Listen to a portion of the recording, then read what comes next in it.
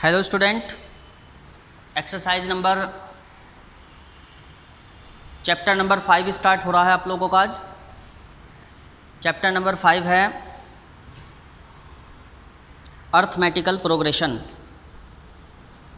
तो पहले आप लोगों को अर्थमेटिकल प्रोग्रेशन में करना क्या होगा, फॉर्मूलाज को लर्न करना है। Chapter number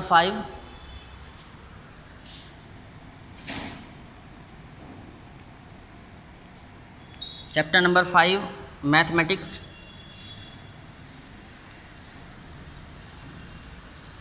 arithmetic progression.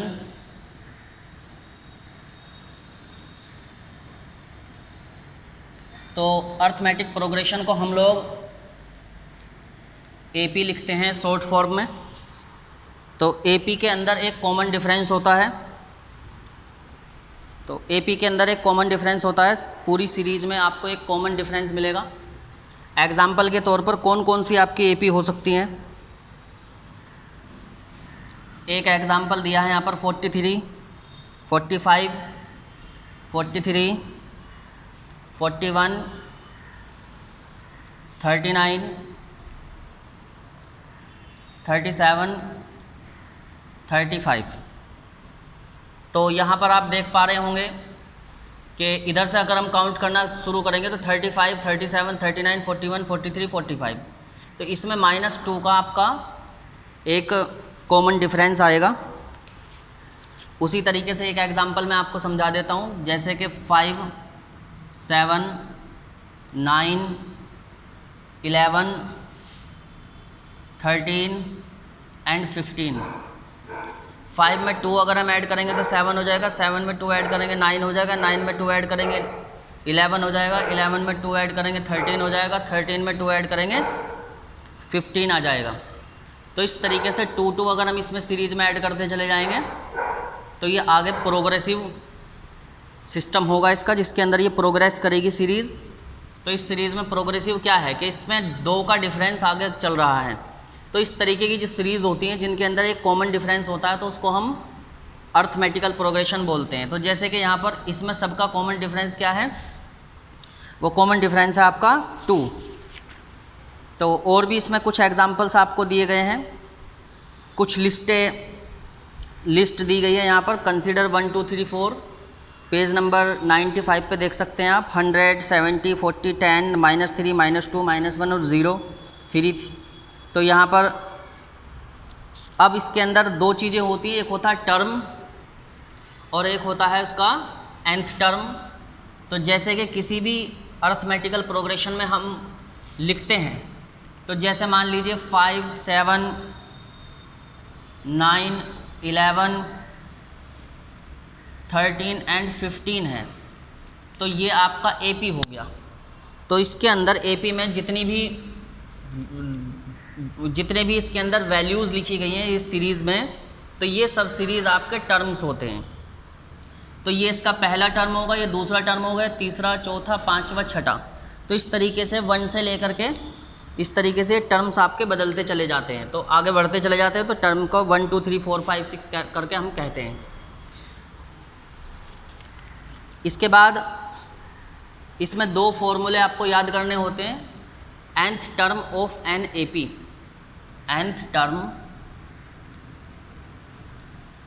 Of an AP, किसी भी एपी का nth टर्म। फॉर्मूला होता है इसका a + n-1 × d sum of nth term, sum of nth term of an AP, किसी भी एपी का nth टर्म का सम, n/2 2a + n-1 × d। तो इस तरीके से ये आपका nth टर्म का सम आ जाता है। Sum of nth term of AP equals to n/2 2a + n-1 × d। n यहाँ पर वो वैल्यू है जोन सा टर्म आपको कैलकुलेट करना है। मान लीजिए इस वाली एपी का आपको 5th term, 7th term, 8th term या 9th टर्म कैलकुलेट करना है तो n की जगह पर 9 रख देंगे। अगर मान लीजिए 9 या 10 टर्म का आपको सम कैलकुलेट करना है तो इसमें वैल्यू हम n की जगह पर 10 रखकर इसका सम और nth टर्म कैलकुलेट कर सकते हैं। एक्सरसाइज नंबर पर हूँ मैं, exercise number 5.1।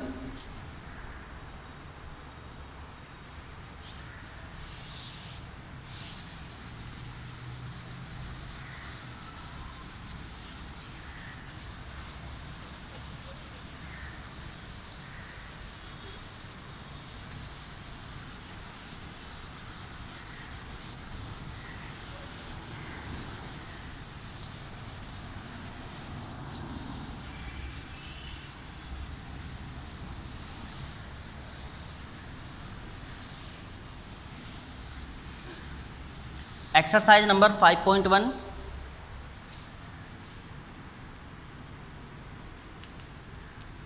NCERT page number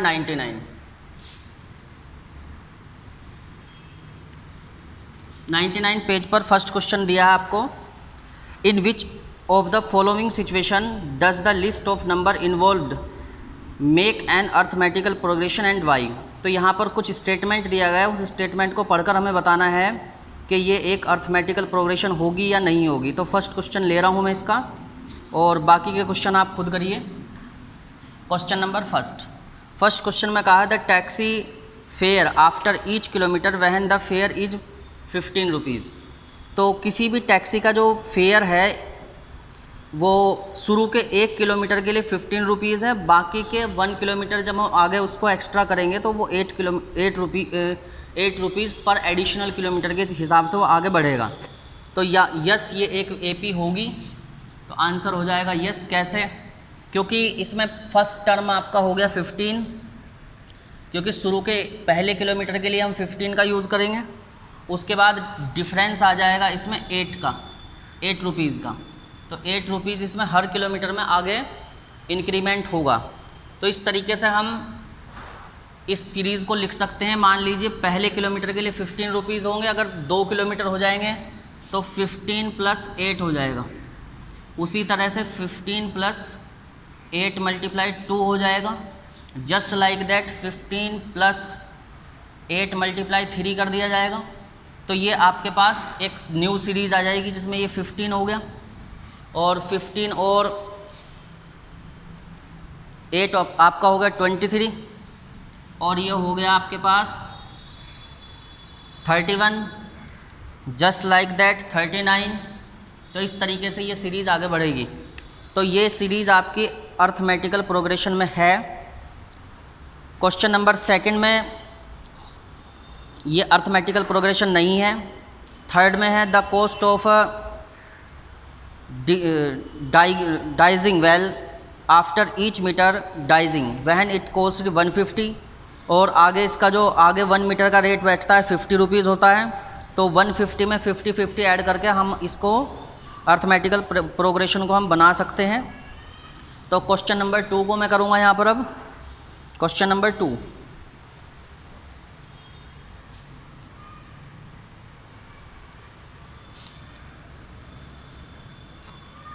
question number 2, अगर आपको 2nd, 3rd, 4th का आंसर देखना है तो आप टेलीग्राम पर जाकर देख सकते हैं। क्वेश्चन नंबर 2 में कहा है right first 4 terms of the AP when the first term A and common difference D given below. तो ए यहाँ पर आपका 10 दिया है और डी दिया है आपको 10। तो इसके अंदर कॉमन डिफरेंस आपका 10 है और फर्स्ट टर्म ए है। तो इसमें हमें कितने टर्म लिखने हैं? 4 टर्म लिखने हैं। तो फर्स्ट टर्म आपका 10 हो गया, नेक्स्ट टर्म आपका 10 + 10 हो गया। मतलब जैसे कि हमने आपको सीरीज़ बताई थी कि a + d, a + 2d, a + 3d, तो इस तरीके से करके ये आगे बढ़ेगी। तो टोटल a आपका फर्स्ट टर्म हो गया, a + d सेकंड टर्म हो गया, a + 2d थर्ड टर्म हो गया, a + 3d फोर्थ टर्म हो गया। तो इस तरीके से 10 और 10 + 10, 10 + 10 मल्टीप्लाई हम कर देंगे, 2 से मल्टीप्लाई कर देंगे इसकी, और फिर इसी तरीके से 10 + 10 × 3 कर दीजिए। तो यहाँ पर आपके पास ये सीरीज़ आ जाएगी 10, 20, 30 और 40 एंड सोल्व। तो बाकी के क्वेश्चंस में आपको मैं एक क्वेश्चन 2nd और 3rd आप कर सकते हैं, क्वेश्चन नंबर 4th कराऊंगा मैं।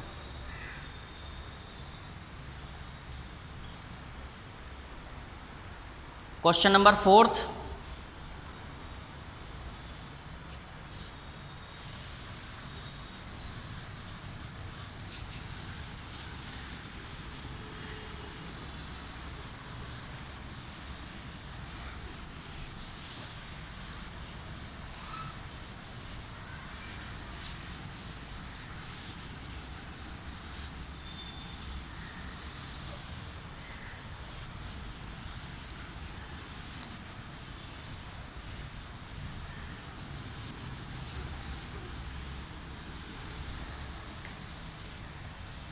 क्वेश्चन नंबर होगा स्टूडेंट अब 4th।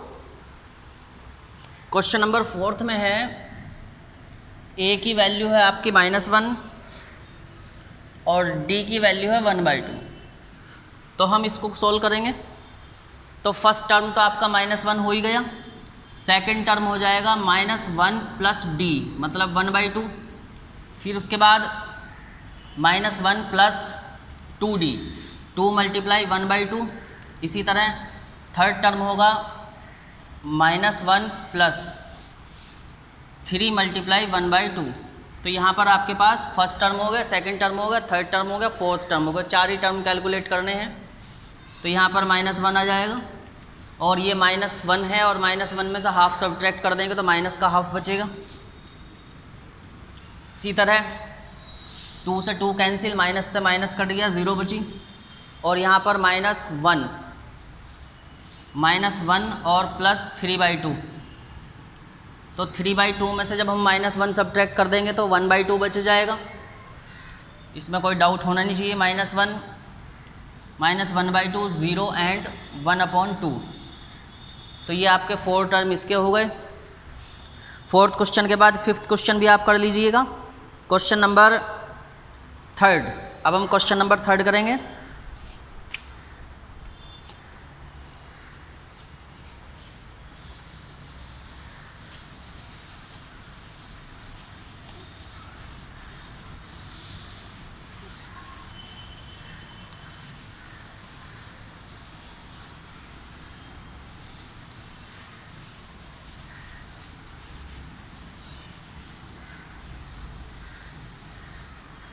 क्वेश्चन नंबर 3rd में कहा है find the following APs, right the first term and the common difference. इनका हमें फर्स्ट टर्म और कॉमन डिफरेंस लिखना है।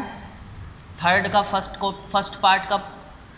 पार्ट में है 3 1 -1 एंड -3। तो इस एपी का फर्स्ट टर्म हो गया है, ए की वैल्यू 3 हो गई है। Common difference D equal to, हम लास्ट इससे अगले वाले टर्म में से इसको सब्ट्रैक्ट कर देंगे तो मतलब सेकंड टर्म में से फर्स्ट टर्म सब्ट्रैक्ट कर दोगे तो कॉमन डिफरेंस आ जाएगा। 1 - 3 कर देंगे तो -2। तो ए की वैल्यू 3 हो गई और डी की होगी -2 एंड सोल्व। इसका सेकंड पार्ट ले रहा हूँ मैं। अब सेकंड पार्ट में है आपके पास -5 -1 3 और 7। तो फर्स्ट टर्म आपका हो गया a = -5। अब कैलकुलेट करना है कॉमन डिफरेंस। तो d = -1। तो -1 इस वाली वैल्यू में से ये वाली वैल्यू सब्ट्रैक्ट करनी है तो माइनस इंटू -5 आएगा। तो -1 - +5 = +4। तो 4 इसका कॉमन डिफरेंस है।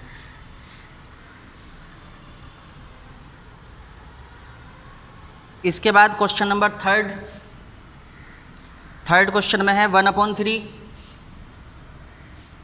5/3 9/3 और 13/3। फर्स्ट टर्म a = 1/3 और common difference d = b - a कर लीजिए। सेकंड टर्म में से हम फर्स्ट टर्म सब्ट्रैक्ट करेंगे 5/3 - 1/3 तो इक्वल हो गया 4/3। तो इस तरीके से a की वैल्यू 1/3, कॉमन डिफरेंस d = 4/3। पर 4/3 में ये वैल्यू ज़्यादा है तो इसलिए इसको 1/3 लिख देंगे एंड सॉल्व।